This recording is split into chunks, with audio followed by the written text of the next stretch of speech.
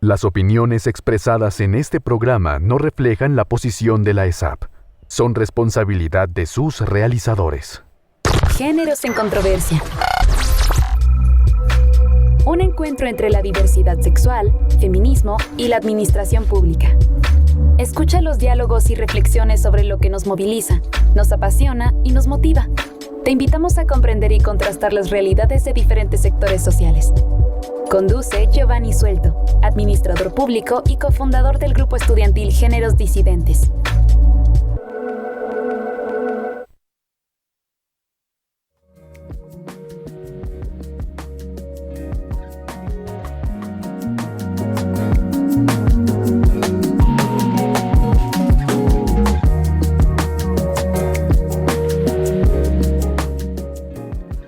Hola, ¿qué tal? Yo soy Giovanni Suelto y les doy la bienvenida a una nueva entrega de Géneros en Controversia. Hoy vamos a hablar con una invitada muy poderosa, muy especial, sobre varios temas políticos, públicos, muy controversiales, por cierto, y muy metodológicos, incluso investigativos. Ella es Valeria Bonilla Ruiz, Valeria la Poderosa. Ella es activista social y política, defensora de derechos humanos, directora de Somos la Disidencia y ciclista urbana. Valeria, bienvenida a Géneros en Controversia aquí en Radio ESAP. Muchas gracias, Giovanni, y pues a la ESAP por la invitación a este espacio. Bueno, es un gusto hablar contigo por todo lo controversial en los temas que has promovido, pero también los debates que has posicionado a nivel nacional. Incluso también a nivel distrital. Hay temas muy relevantes. Yo, Valeria, estuve, como te decía hace un momento, tras bambalinas, haciendo un stalkeo increíble de los perfiles en redes sociales y las entrevistas, y allí encontré que hace 15 años te hicieron una entrevista para el programa Extra en Caracol Televisión.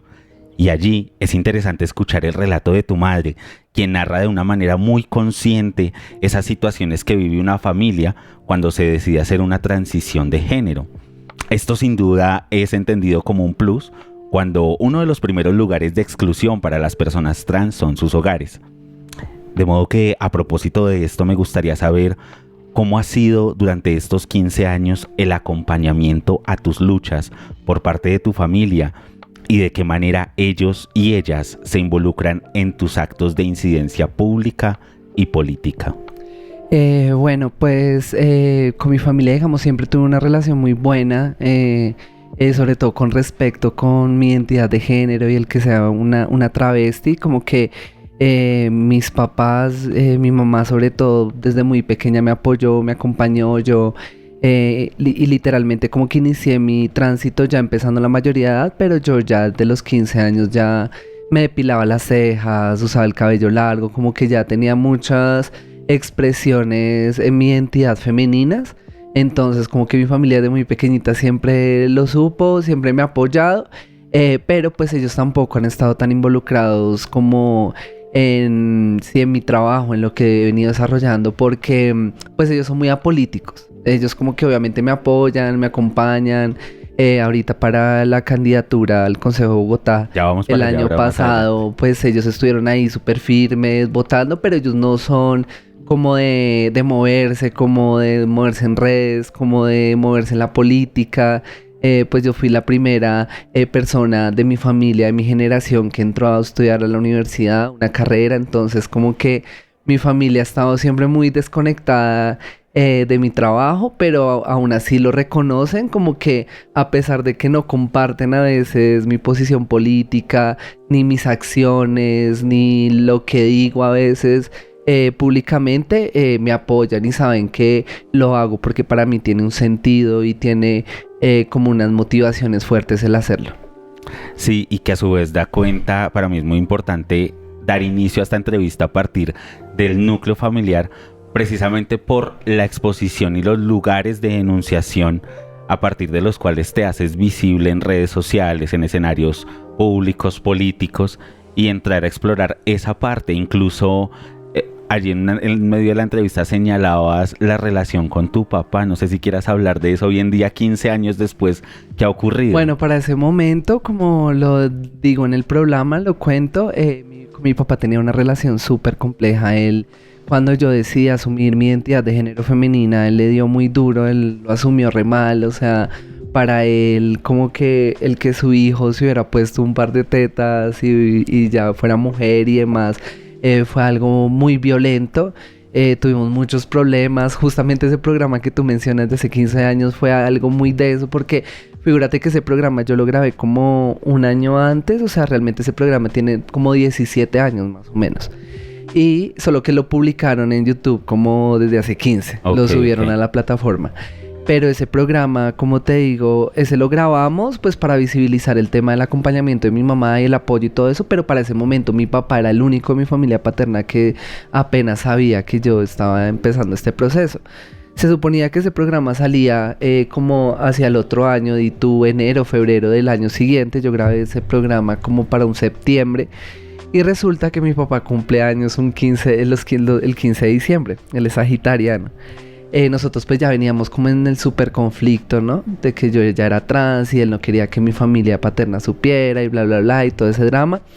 Cuando llegó, yo ya para ese entonces era voluntaria en el Centro Comunitario LGBT de Chapinero, llego yo a hacer mi voluntariado. Cuando la gente, hola Valeria, espectacular, ¿cómo saliste en las promos, en los comerciales, no sé qué? Y yo, ¿cómo así? ¿Cuáles comerciales? ¿Cuáles promos? Sí, en Caracol, no sé qué, tal programa que sale mañana. Y eso era un 14 de diciembre, o sea, era un día antes del cumpleaños de mi papá. Entonces yo como, no, ¿cómo así esa vaina no puede salir? O sea, como, no, o sea, menos el día del cumpleaños de mi papá. Entonces como que yo llamé al productor del programa, le dije como, mira, tan pasa esto.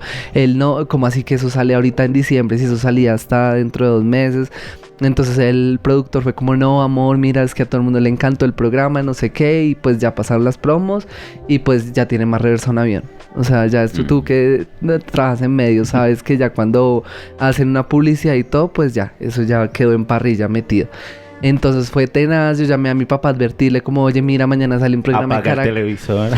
Como pues más que todo, como advertirle que había grabado algo que salía el otro día y que me gustaría, yo como, déjame hablar. Para mí mi papá siempre fue muy importante su opinión, o sea, él es como el patriarca de mi familia paterna. Entonces a él, mis abuelos, mis tíos, mis primos, todo el mundo le hace caso, es como el jefe del hogar.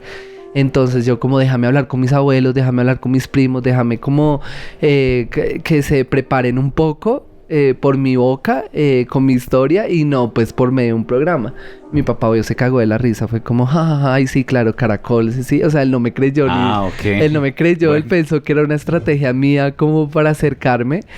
Cuando, claro, el otro programa sale, este programa lo pasaban a las 12 del mediodía, o sea, puro horario prime. En ese entonces también lo pasaban en Caracol Internacional. Bueno, ya se viralizó, o sea, ese programa, te lo juro que yo lo vi con mi familia y los teléfonos de todos sonaban, los celulares, el de la casa, todo el mundo ya, porque mucha gente no se enteró, fue por ese programa, fue con mi gran salida de closet.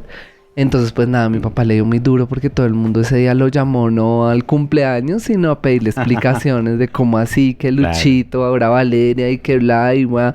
Y entonces él me odió, él lo tomó súper personal, él lo tomó como que yo había preparado todo como para vengarme, como para tomar represalias por lo que no me había apoyado.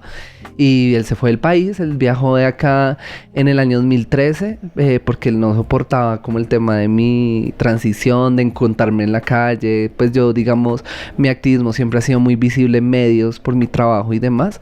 Y él no soportaba verme en una entrevista, no soportaba encontrarme en la calle, se fue del país. Duramos sin hablar hasta el año 2020, o sea, 7 años sin una sola palabra. Para la pandemia fue que empezamos a hablar, porque pues por la crisis de la pandemia y todo, como que eso le tocó el corazón. Y desde el año 2020 empezamos a escribirnos, me empezó a mandar dinero desde Estados Unidos, ya empezamos a hablar y ahorita, digamos, desde en estos 4 años hemos logrado recuperar mucho tiempo perdido. O sea, no nos hemos podido ver porque él está ya asilado, entonces no puede venir, pero pues hablamos cada semana. Él tuvo un cambio increíble como en su manera de pensar, ya me trata en pronombres femeninos. Sí, es muy lindo la verdad. Ahorita con la campaña a él eso le generó mucho orgullo, mucha ilusión, pues que que su hija se diera esa pela, porque pues a la final yo fui la única candidata trans entre más de 507 candidaturas, entonces eso para él fue un gran motivo de orgullo y ya en estos años pues vamos así, ya recuperamos la relación, pero pues esperando a ver si yo en algún momento viajo o él ya viene a Colombia. O quizás él esté en la entrevista ahora, que no sea tu mamá, sería interesante. También, sí, aunque Más igual adelante. a nosotros todavía nos falta como, pues él dejó acá un adolescente, Claro. un gay, un varón, y pues ahorita yo ya soy una mujer de 35 años, estructurada, entonces como que aún nos falta conocernos más, como volver a conocernos, volver a empezar, pero pues el amorcito padre-hija está ahí.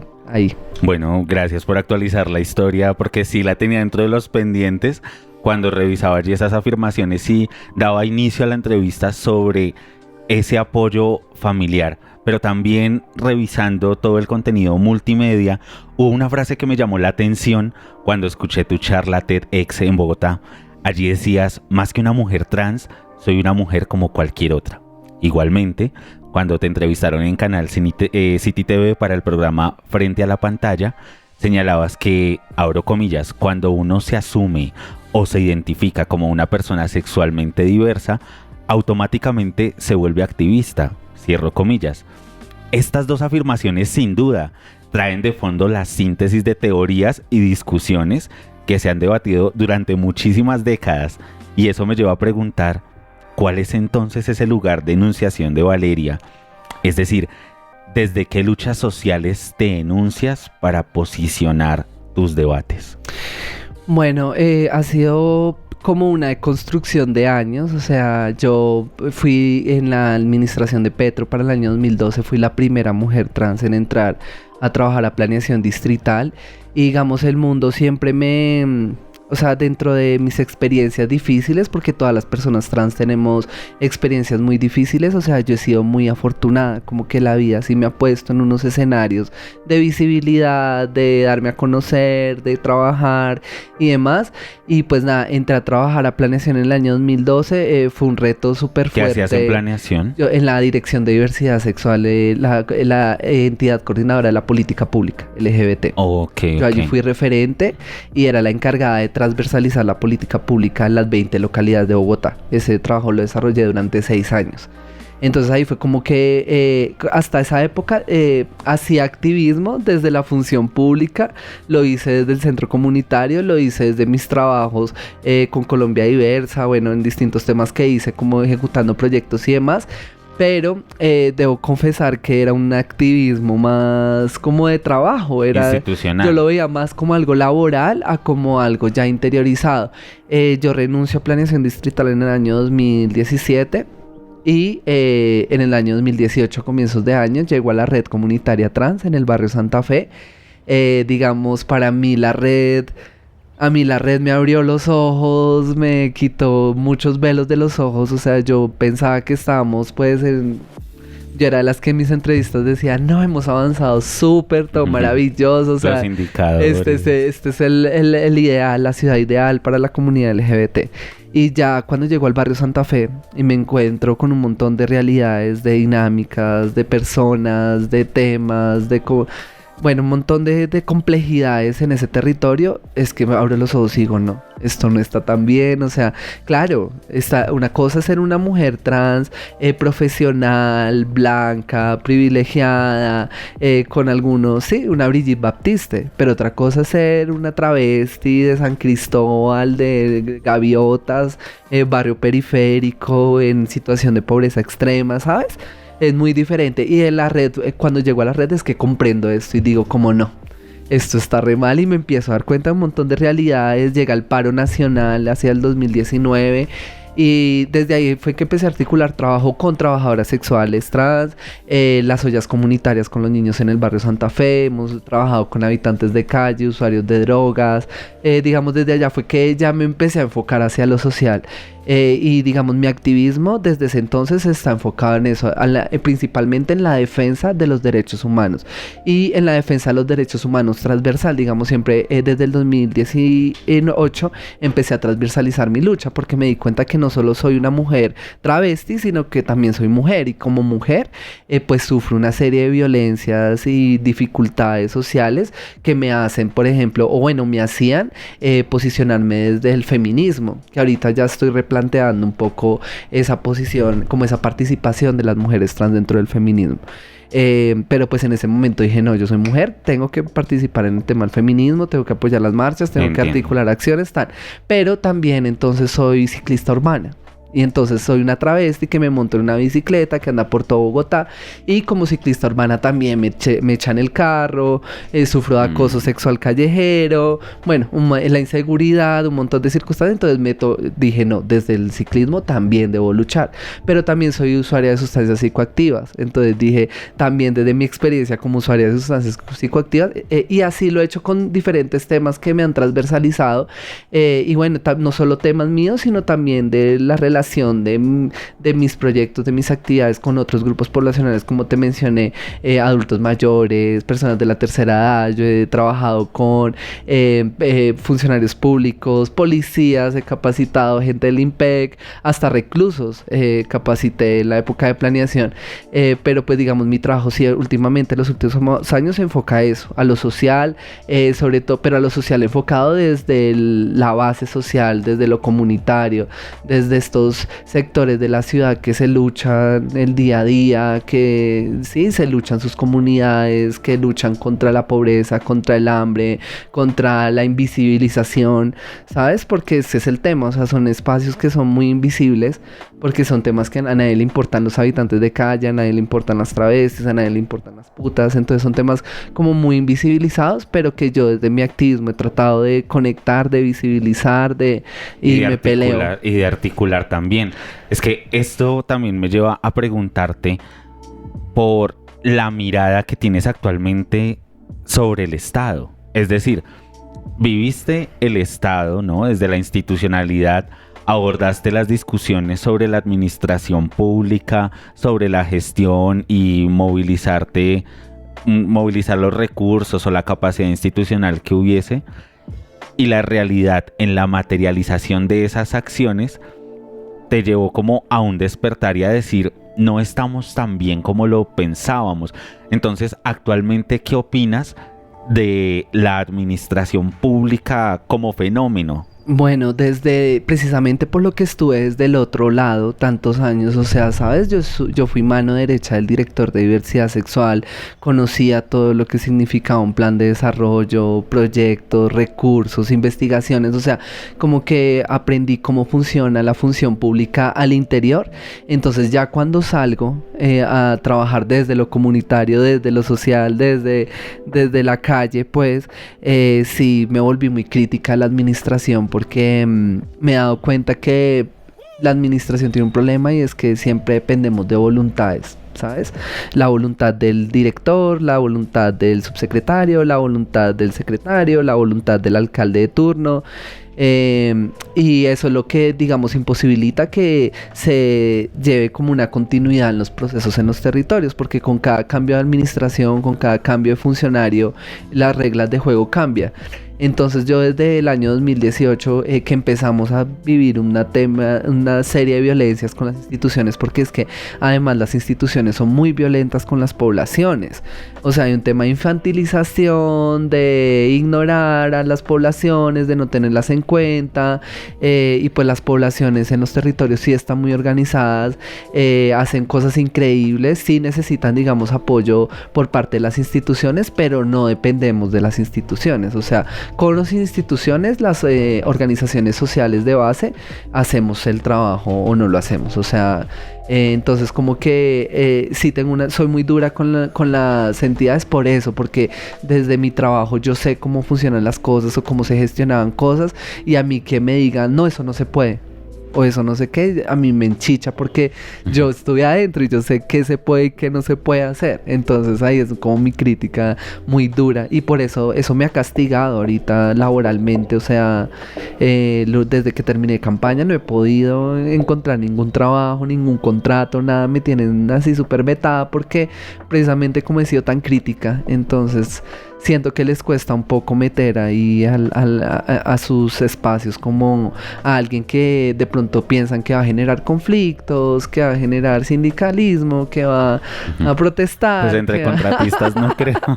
Que va de pronto a denunciar, Sí, a visibilizar, entiendo. porque créame, o sea, yo entro a trabajar a cualquier institución y yo veo que que hay algo de corrupción y eso, yo lo hago público, o sea, porque pues primero, más allá de comer o no, que todos necesitamos comer, obvio, y yo te podría decir ahorita, este último año, yo podría decir, no, yo me meto a cualquier trabajo y así me tenga que poner el bozal, me lo pongo y no digo nada, pero no, o sea, a la final yo me conozco y yo sé que me pesa más la conciencia, me pesa más ser coherente conmigo misma, digamos, esa fue una de las razones por las que renuncié en el 2017, porque estaba Enrique Peñalosa como nuevo alcalde, alcancé a estar 2 años con él, pero entonces claro, el man como recortó tanta vaina, empezó a tener tantos cambios negativos, a mí como funcionaria a nosotros eran los que nos tocaba en los territorios ponerle la cara a la gente, ¿no? Como mira tal, y hubo un momento que yo dije, no, yo no quiero asumir más esto, yo no quiero que la gente piense que soy yo siendo una funcionaria mediocre,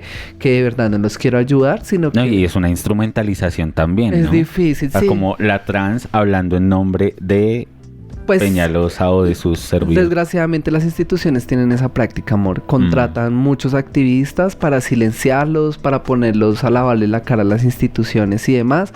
Y bueno, esa es una situación que es real, que no solo pasa con el movimiento social LGBT, sino pasa con todo, con víctimas, con mujeres, con discapacidad, con, bueno, los diferentes temas que existen.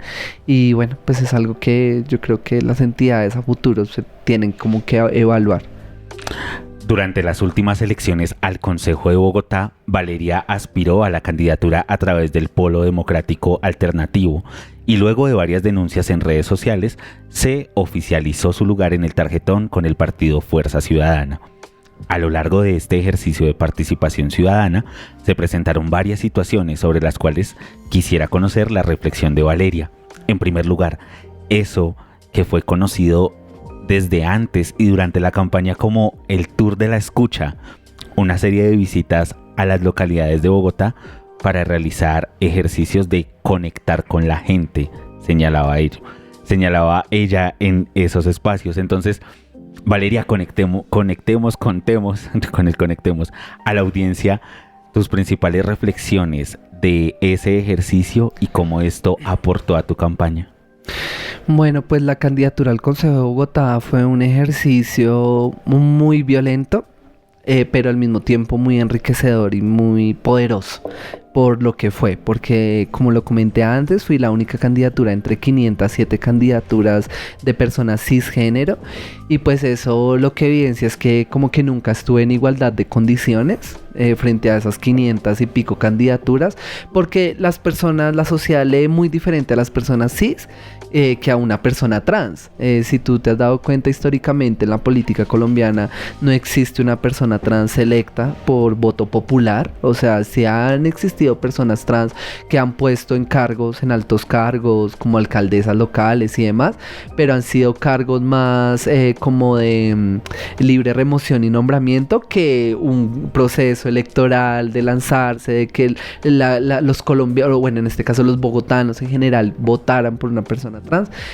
Acá no pasa porque precisamente no ha pasado. Entonces muchas personas trans tenemos esa barrera de lanzarnos porque no sabemos, sí, o sea, como si nos va a funcionar, si no nos va a funcionar, si de verdad nos van a prestar atención o si no y demás. En mi caso yo decidí lanzarme el año pasado porque pues vi que nadie quería hacerlo.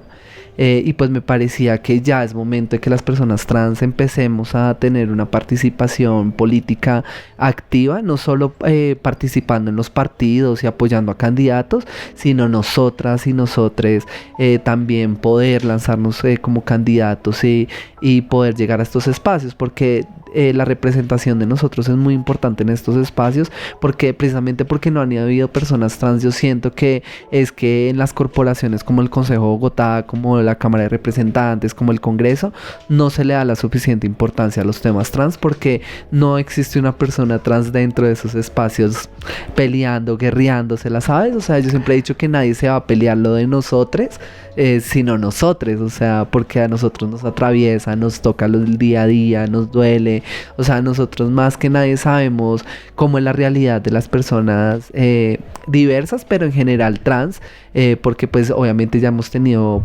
candidatos gays, lesbianas, tuvimos a Claudia López, pero en el tema trans sí estamos muy hoches aún.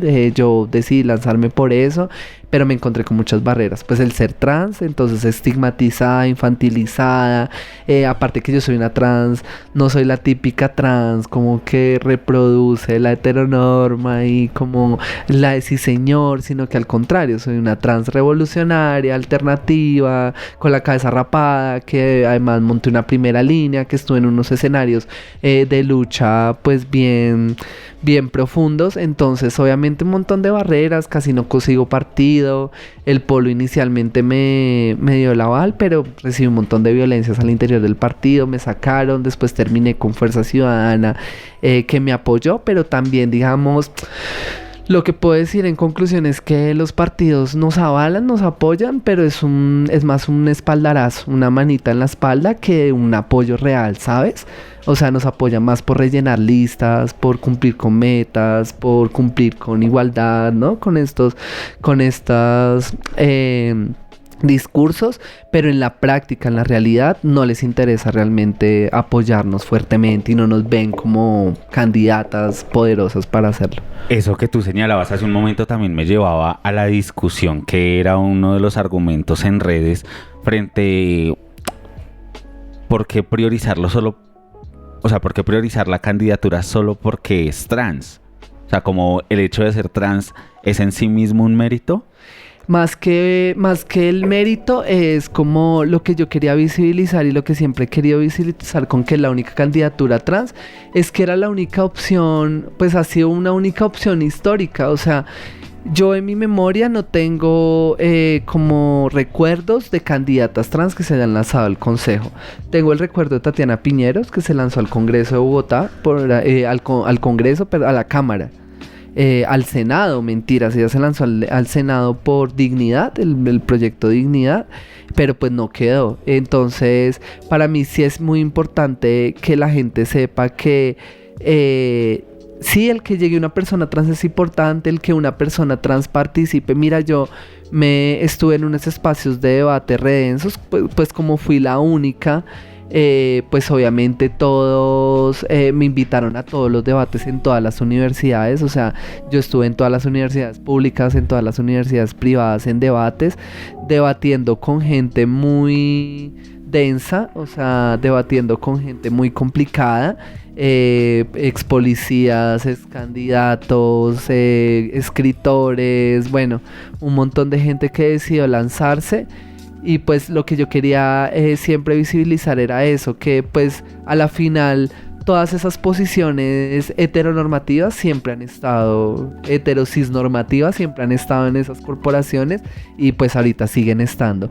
Entonces más que ser trans sea algo que nos haga superiores, es más como que ser trans nos ayuda a coger estos espacios y transformarlos, dar unos debates diferentes que no daría una persona cis. O sea, yo quería ir a trabajar, pues mi proyecto era eso, trabajar por ciclistas, trabajar por Bogotá Cero Hambre, digamos. Siempre he creído que la desigualdad empieza desde eso, desde que la gente no puede acceder a las 3 comidas al día, los niños, ¿sabes? Que sufren abuso sexual, desescolarización, trabajo infantil, explotación sexual infantil. Bueno, hay un montón de situaciones que si nosotros queremos cambiar como sociedad, tenemos que empezar a trabajar en eso, que los niños de ahorita no sufran ningún tipo de vulneración en sus infancias. Y sí, eso es como mi trabajo. Durante la campaña señalabas que tu perfil es un poco alternativo a lo conocido normalmente en la política, que bien lo señalabas hace un momento. Y ahora en una entrevista para la MOE afirmabas que tu discurso no es netamente institucionalizado, que no es politiquero e incluso llegas a ser contrasistema. Esa palabra me llamaba muchísimo la atención y eso me llevó a preguntar cómo entender ese diálogo tuyo con las entidades públicas y, para ir más allá, con el Estado colombiano desde esa mirada contrasistema. Por lo tanto, ¿cuáles son esos elementos comunes que van a posibilitar debatir aun cuando el Estado es protagonista en la institucionalidad, en lo político y en el sistema mismo? Sí, digamos, yo cuando hablo de contrasistema hablo de que no creo en todo este sistema institucional, ni electoral, ni político. Ok. En todo esto yo no creo. ¿Por qué decía lanzarme a la política? Y porque esa es la única manera de llegar a un espacio. Sí, o sea, tienes que afiliarte a un partido. Créeme, si yo hubiera tenido los recursos para lanzarme por firmas, como lo hizo Juan Daniel Oviedo, o como lo quiere hacer ahorita Vicky Dávila, bueno, lo hubiera hecho, ¿sabes? Porque sí me hubiera gustado mantener esa independencia de un partido. Porque también afiliarte a un partido es decir, yo estoy de acuerdo con todo lo que hace este partido. En un caso como el Polo, por ejemplo, que violaron sus propios estatutos para tumbar las elecciones preliminares a elegir la lista cerrada del pacto histórico y bueno, un montón de cosas que hacen ellos. Entonces ahí eso no tiene sentido. Pero pues a la final, digamos, con las instituciones tengo que trabajar, o sea, independientemente de que yo no creo en ellas, pues a la final ahí hay unos recursos y las entidades tienen unas obligaciones con los grupos sociales con los que yo trabajo. Entonces en ese sentido mi labor es eso, exigirle a estas instituciones que cumplan con sus obligaciones, con sus misionalidades institucionales, con sus acciones, con sus planes de trabajo, de gobierno, con sus planes de desarrollo, sus planes de acción, pero obviamente siempre desde algo muy... Yo soy contundente, pero tampoco es que llegue pues a tratar mal, no.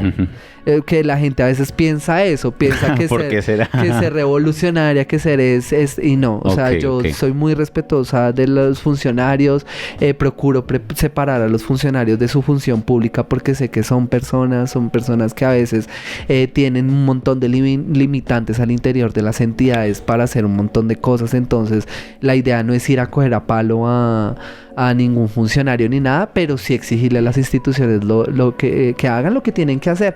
Y en mi caso, digamos, las instituciones, a pesar de que yo soy así muy controversial y muy contundente y tengo mis maneras como de expresar las cosas, igual hay un respeto y no dejan de desconocer mi trayectoria y mi labor. Y bueno, ellos, como que a la final yo siento que las instituciones también saben que no jodo por joder, sino que jodo con una motivación. Exacto. Ahorita estamos peleando mucho con la fiscalía porque pues no se sabe, si sabes, este año ya van 25 personas trans asesinadas en Colombia en lo corrido del año.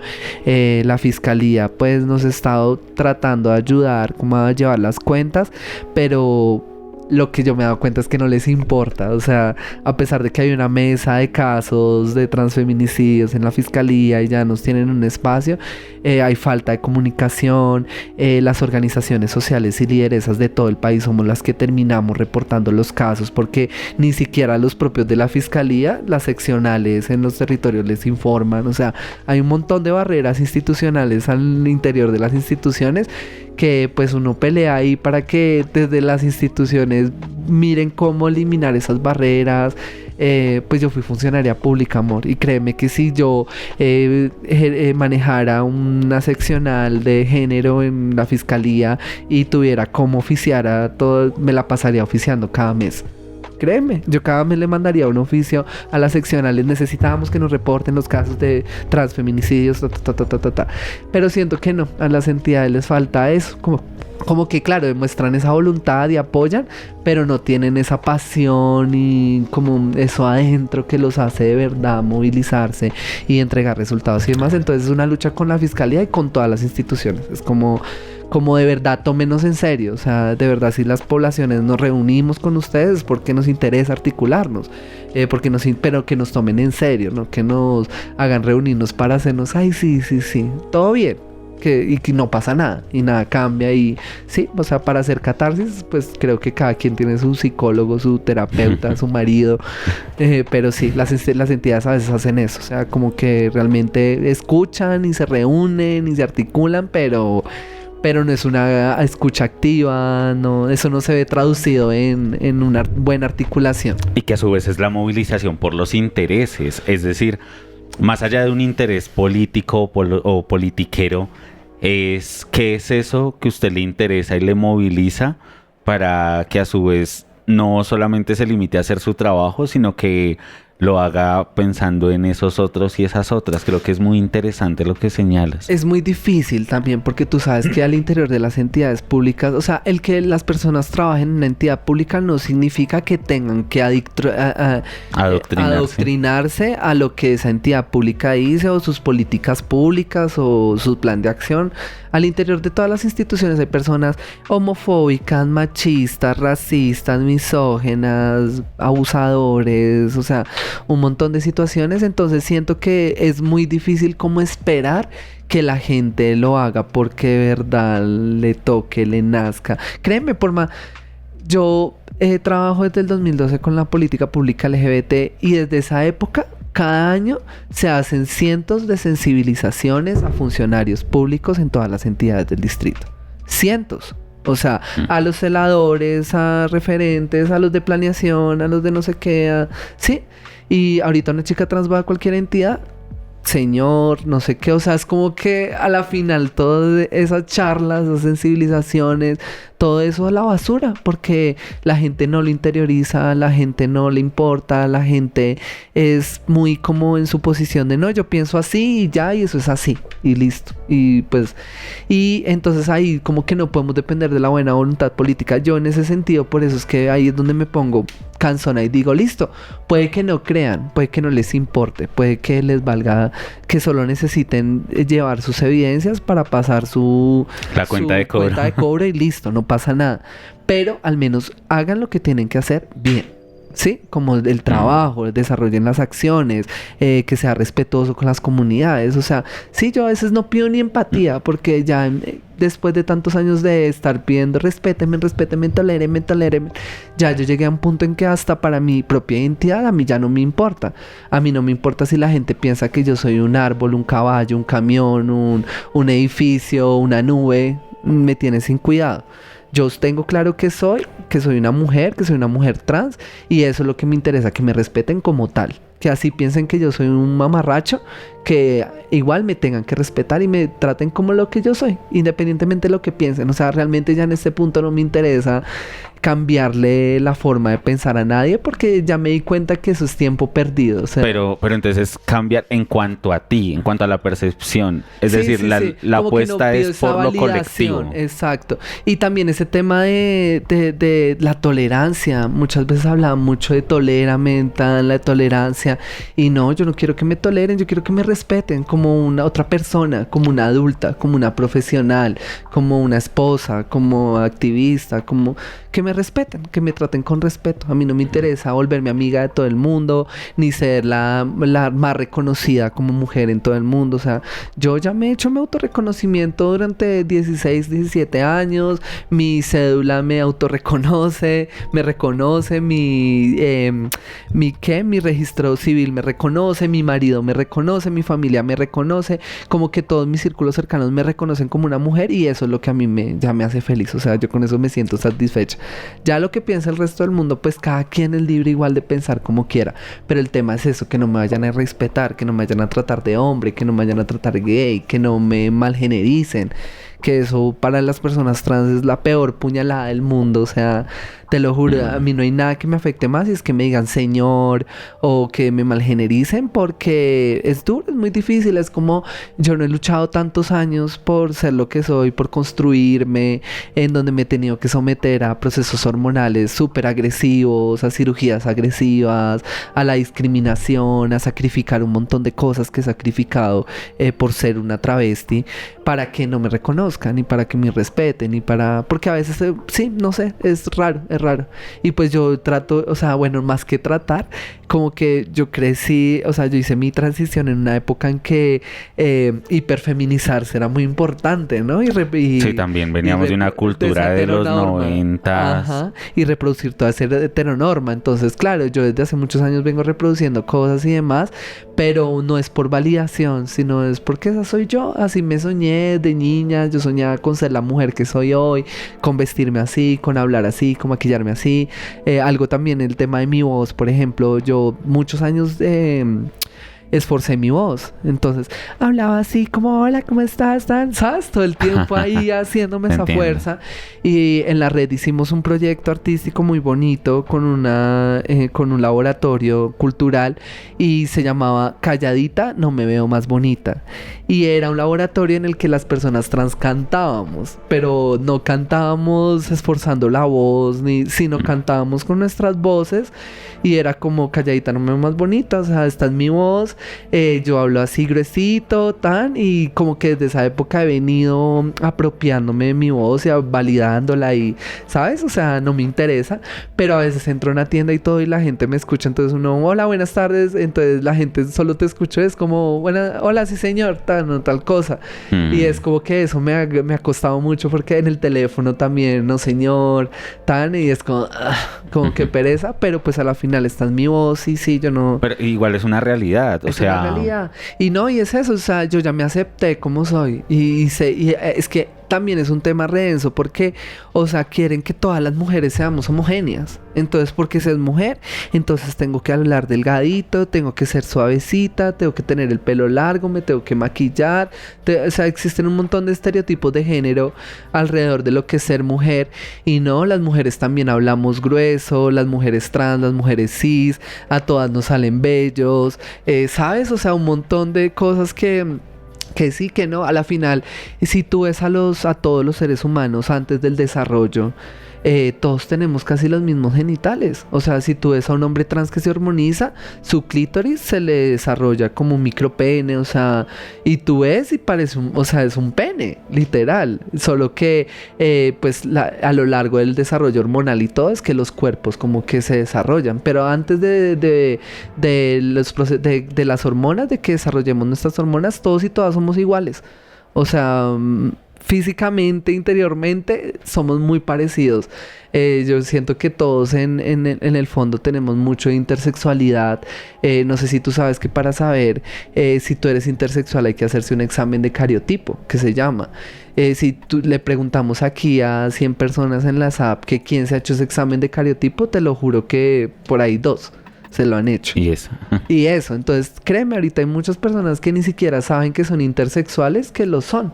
Y pues ese examen de cariotipo es para determinar los cromosomas. Aunque bueno, y otras cosas, porque también la intersexualidad tiene más de 50 y pico de grados. Entonces está desde un tema hormonal hasta un tema celular, hasta ya temas físicos.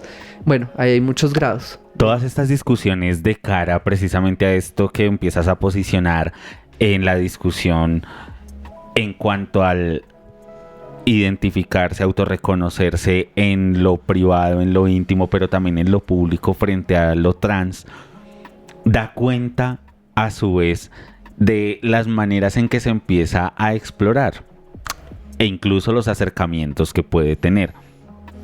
En este caso, por ejemplo, desde una entrevista, pero eso me lleva a casi ya la última parte de este encuentro, porque hace unas semanas se desató en redes sociales un debate académico a partir de una publicación de Valeria Bonilla.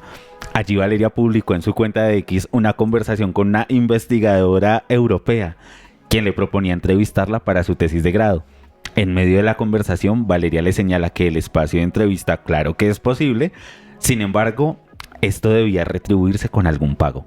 Como respuesta, la estudiante señaló que lamentaba no poder hacer la entrevista remunerada, justificando que el pago no era posible por términos de metodología en la realización de la tesis. A lo cual Bonilla abrió el debate en redes diciendo: una francesa quiere hacer sus tesis para una universidad europea con mi experiencia de vida y conocimientos, pero no quiere retribuir nada por términos de metodología de realización. Traducción: extractivismo puro y duro.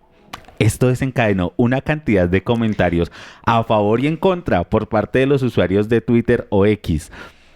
Y esto creo que es una oportunidad de diálogo increíble. No sé si ya has podido hablar esto en algún medio y por eso también quería hacer esa entrevista. Pues precisamente la semana que viene tengo una clase en una universidad donde vamos a hablar de este tema. Porque pues, al profesor le interesa mucho como que sus estudiantes se concienticen sobre esa compensación que debe haber como con los grupos poblacionales vulnerables, investigados y demás.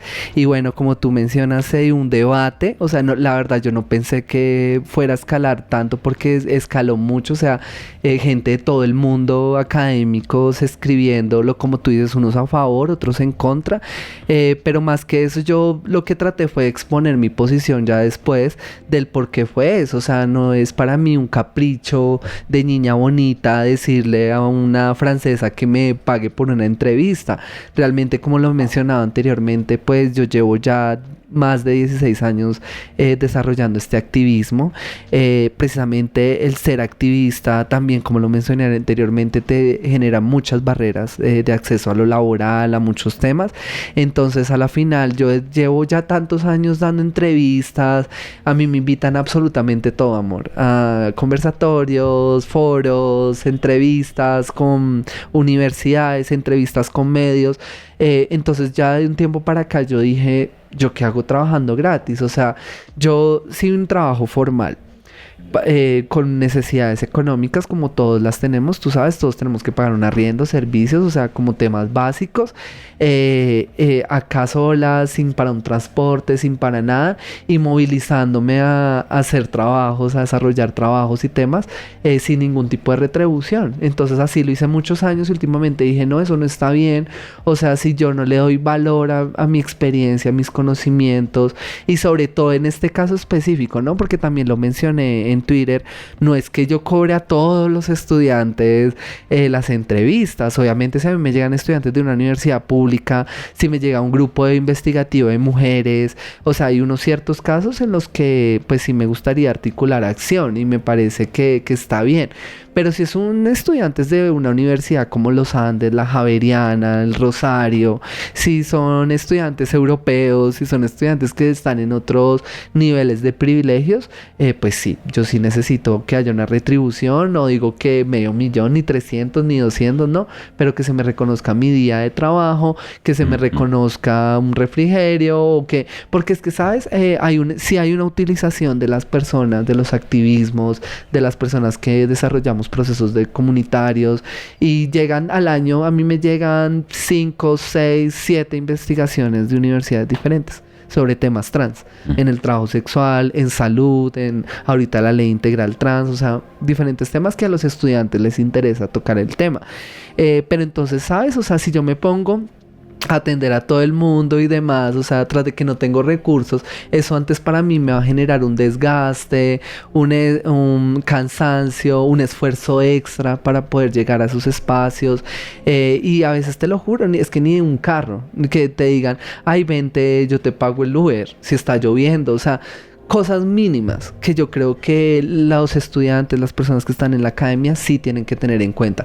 Y más cuando entrevistan a una mujer trans, a una trabajadora sexual, o sea, las mujeres trans. Yo hasta hace poco tuve que volver a ejercer el trabajo sexual. Bueno, en varias temporadas lo he hecho porque pues, o sea, no me puedo quedar esperando pues a que me salga el gran contrato con la alcaldía o con el gobierno. Entonces, hasta hace poco estuve otra vez prepagándome y demás, y es eso, o sea, a la final pues yo estoy en unas condiciones en las que no me puedo dar el lujo de andar pues dando entrevistas y todo sin buscar algún tipo de garantía para que yo esté bien, para mi estabilidad, porque si es duro, te lo juro, o sea, y lo he hecho, amor, tú no sabes la cantidad de foros a los que he ido que no he tenido ni para el Transmilenio. Y miro cómo me colo y todo, y allá llegó Divina a presentarme. Y son cosas que la gente no ni piensa, ni se pone en los zapatos de uno, ni es consciente, ni nada. Entonces, como que sí me pareció hacer el ejercicio. Yo más que visibilizar por escarchar la francesa, eso porque además, pues ella, yo creo que ella ni se enteró de la publicación. Sí, que igual tú decías, yo no estoy publicando. No, la idea el no era número, atacarla, era pero problematizar sobre. pues que ese se diera el asunto puntual. debate, que se diera un debate Ujú. y que toda esta gente, como yo sé que a mí todo el tiempo me escriben por mis redes sociales o estudiantes, me investigan como, oye, mira, nos gusta tu perfil, queremos que tal cosa, y es eso, o sea, valoren un poquito mi trabajo, es un trabajo de muchos años, es un trabajo de mucho esfuerzo, de muchas cosas, ¿sabes? Como sacrificios que la gente ni sabe, te lo juro, o sea, yo cumplo con mis cosas, con mis entrevistas, pero más allá de tras bambalinas, nadie sabe pues la cruz que el otro carga.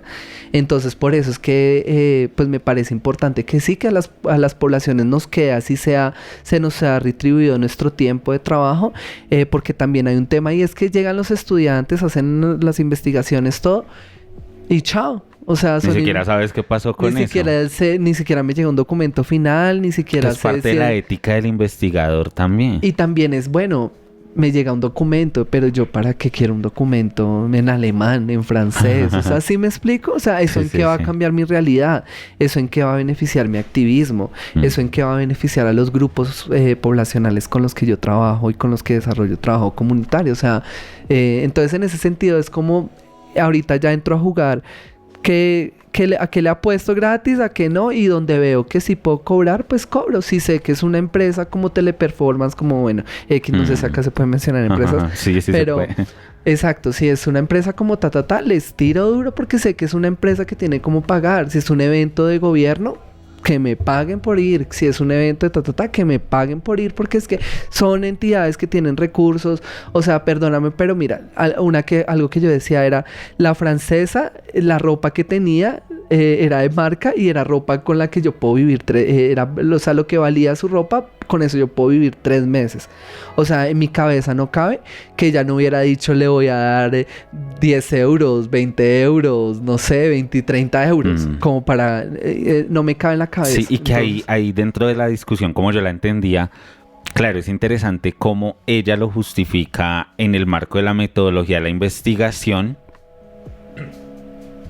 porque en últimas es de pronto un marco que puede que no todos conozcan o les sea familiar como lo es a ella. Uh-huh. Sí, sin embargo, está la otra mirada sobre el cómo se aborda la manera de decirlo, la manera de enunciarlo, de publicarlo incluso, y a qué acuerdos se pueden llegar. Y hubo algo dentro de las reacciones que tú colocaste que era como, les indigna que alguien como yo se crea con el derecho a cobrar. Y otros decían, pero es que ¿quién es usted? Es su sí. ego, usted que ha publicado. Y entonces hay un reclamo académico, ¿no? Usted que ha publicado, ¿quién se cree? Que es entonces esa mirada sobre cuántos títulos tienes para que te pueda pagar. Literal. Sí, pues como tú lo mencionas, o sea, esa fue la percepción, o sea, me dijeron que era una muerta de hambre, una tacaña, mejor dicho, que me aprovechaba de los estudiantes, que demás, y pues no, eso no tiene nada de real. O sea, yo realmente lo que busco es que más allá, porque así como hay muchos académicos justificaron eso desde la metodología de la investigación, porque dicen que en las investigaciones está prohibido pagar a los entrevistados porque eso puede alterar el resultado de la investigación, pero es que acá no me están entrevistando para hablar de una marca de galletas, ni un paquete de papas, ni qué tal me pareció el sabor del jugo.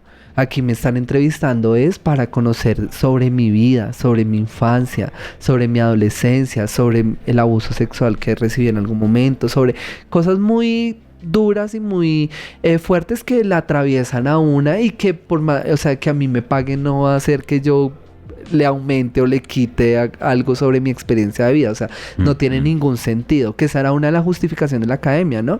No es que no se puede pagar porque Y por eso yo decía eso. Lo que yo sentí que más les indignó era eso. Que una travesti, porque también mucha gente ve lo que ve, ¿no? Entonces la gente se mete a mi perfil y dice activista y defensora de derechos humanos, defensora 3 cositas, pero la gente no tiene ni idea pues de mi trayectoria y de todo lo que yo he hecho en estos 16 años, que son muchísimas cosas. O sea, literal, yo he tenido como una vida laboral y de activismo muy, muy fuerte, muy activa, y pues eso vale, amor. O sea, vale cada vez que si voy a ir a hablar de las veces que me arriesgué en el Portal Américas con la primera línea travesti maricona, poniendo el culo allá, arriesgándome, pues así como me arriesgué allá, tengo que darle valor a eso que aprendí en esos espacios.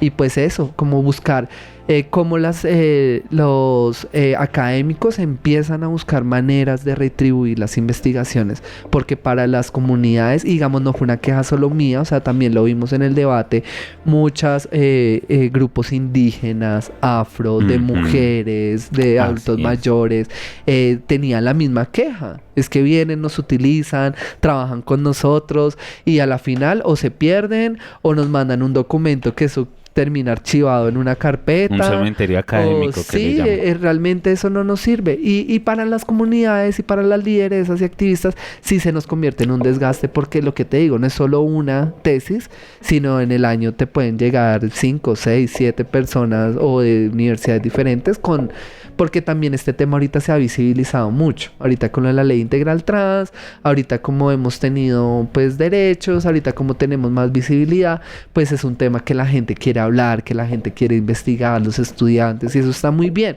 Pero ¿cuál es esa corresponsabilidad de la academia con las comunicaciones y cuál es esa ganancia para ambas partes equitativa, ¿no? Que ambos se sientan reconocidos y valorados en su trabajo. Ese debate sin duda trajo muchos temas a colación y ubicó no solo el lugar de las personas y los sectores sociales LGBTIQ+, sino también de diferentes sectores, como lo mencionabas hace un momento, y de verdad fue muy interesante leerlo. Claramente ya estamos muy cortos de tiempo, pero leer también algunas apreciaciones. Esto suscitó mensajes transfóbicos, suscitó mucha violencia, un discurso de odio fuerte que uno decía, venga, pero lo estamos mirando desde un lugar académico, o al menos era la forma en la que yo quisiera abordarlo y lo estoy abordando en este momento.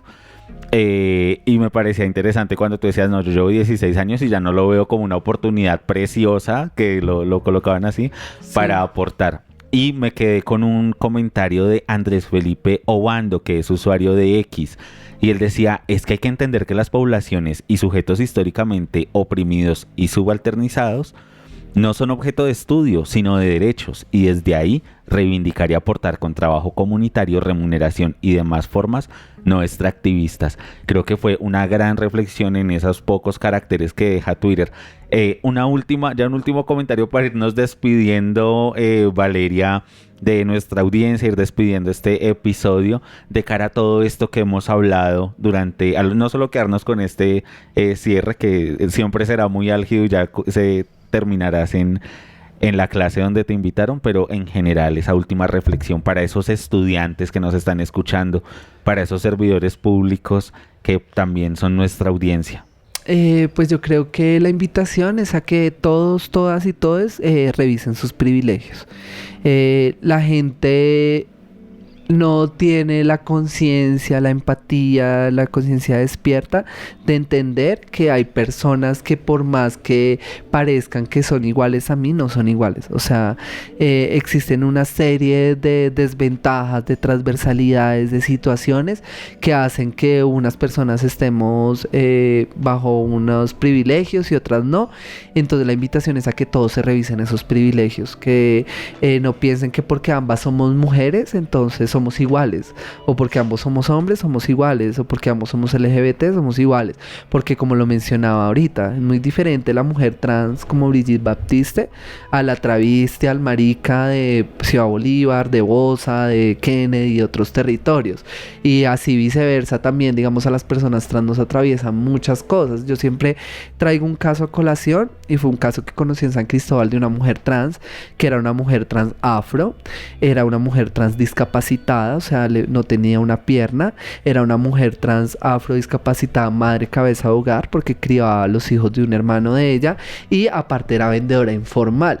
Entonces, en esa época con las entidades se tiraban la pelota. No, pero es que ella es mujer. No, pero es que ella es negra. No, pero es que ella es LGBT. No, pero es que... Y todo el mundo se tiraba la pelota. A ella la que... Y entonces en esa época el debate era, bueno, realmente, ¿quién es el que la tiene que atender? Porque pues a la final ella es todo. O sea, ella porque la atiendan de temas étnicos no va a dejar de ser trans, o no va a dejar de tener su discapacidad. Entonces ahí lo que buscábamos era esa atención integral, ¿no? Debe ser atendida como mujer, como trans, como negra, como discapacitada, como desde todas sus transversalidades, porque es que todo es diferente, y con eso es con lo que la gente tiene que empezar a empatizar. O sea, saber que el que una persona esté estratos más abajo que yo, sí la hace diferente y sí me pone a mí en una posición de poder frente a esa persona. Que si es de un grupo vulnerado como LGBT, sobre todo si es una mujer trans, sobre todo si es una mujer trans que ejerce el trabajo sexual, o sea, como que no estamos en igualdad de condiciones a un estudiante que tal vez su papá le paga la carrera, que tal vez trabaja, que tal vez tiene otra serie de privilegios.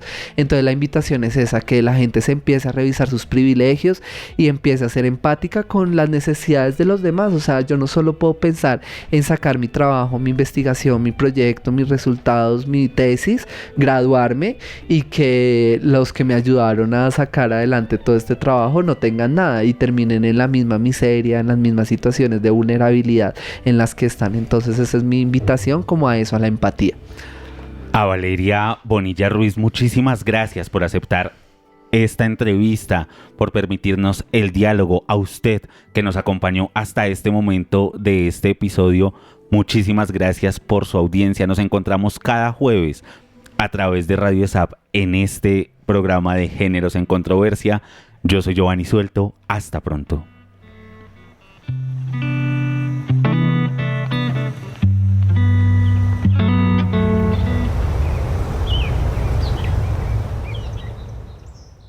Géneros en Controversia. Un encuentro entre la diversidad sexual, feminismo y la administración pública. Escucha los diálogos y reflexiones sobre lo que nos moviliza, nos apasiona y nos motiva. Te invitamos a comprender y contrastar las realidades de diferentes sectores sociales. Conduce Giovanni Suelto, administrador público y cofundador del grupo estudiantil Géneros Disidentes.